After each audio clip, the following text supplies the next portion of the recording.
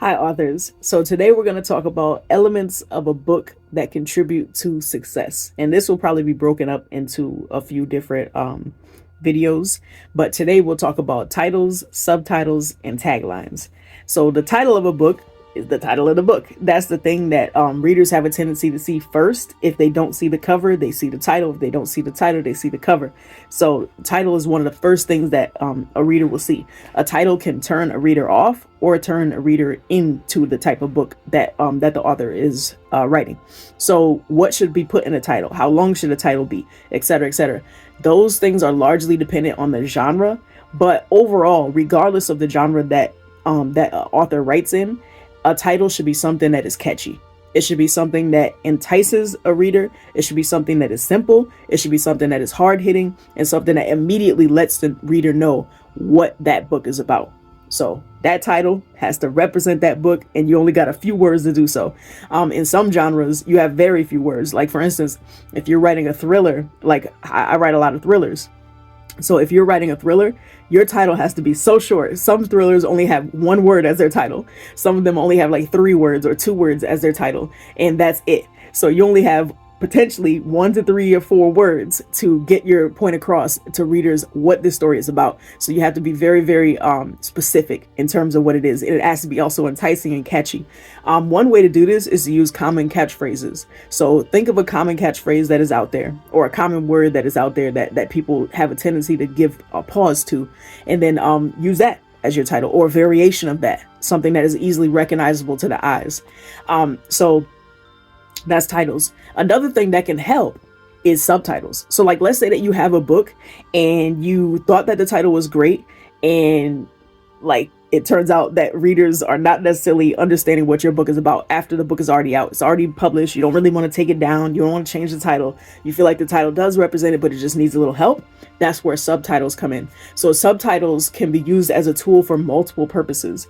So one purpose of a subtitle is to just give that added buffer to let the reader know what this book is about. So for example, let's say you wrote a title. Like, for instance, for me, when I first started writing my books, I didn't know anything about like the importance of a title, the importance of a subtitle, what things would entice readers, etc., etc. So my first book that was published was called Even Me.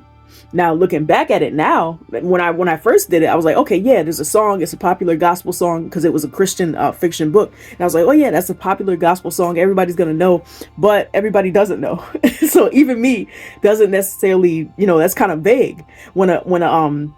When a reader's looking at it, they might see that it's Christian fiction. They might see that it says Even Me, or they might not see that it's Christian fiction, because some readers don't actually look at the genre. They just look at the cover of the book, and that could be kind of vague for a person. So after the process of time, I realized that the book may not have been, giving off what it needed to give off in terms of what readers would know to look for when they're looking for my book or what the book was about.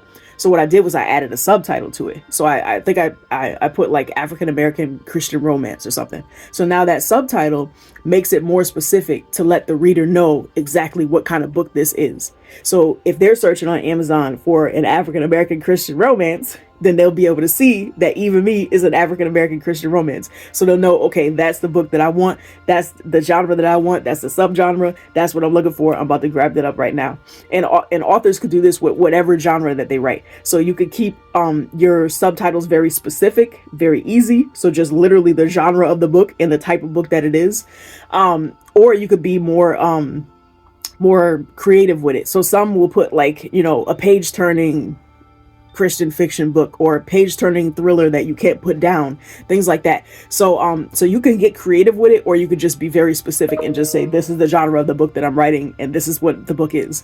And another thing is taglines. So taglines have become more and more popular over time, but a tagline is similar to a title and a subtitle, but it's just another added buffer or another added layer. It's like a catchphrase or a short phrase, usually only a sentence or two. Something that will actually just entice the reader, and you can use it for promotional materials. Some people use it as part of their blurb. Some people use it as a blurb to introduce the book. Some people use it on social media posts. Some people use it in their ads or ad copy. So what a tagline is just a short phrase that pretty much represents the book and is something that draws people in immediately. For example, for my most successful book, Everybody Ain't Your Friend, it was an urban romance thriller. What I used as the tagline was, they say that keep your friends close and enemies closer, but sometimes it's the other way around. So that I used the common catchphrase and I just added a little bit to it. And then from that, it helped to actually propel sales, et cetera, et cetera. So a tagline could just be anything that helps to add that third buffer to bring the reader in. So those are three. We'll bring some more next time.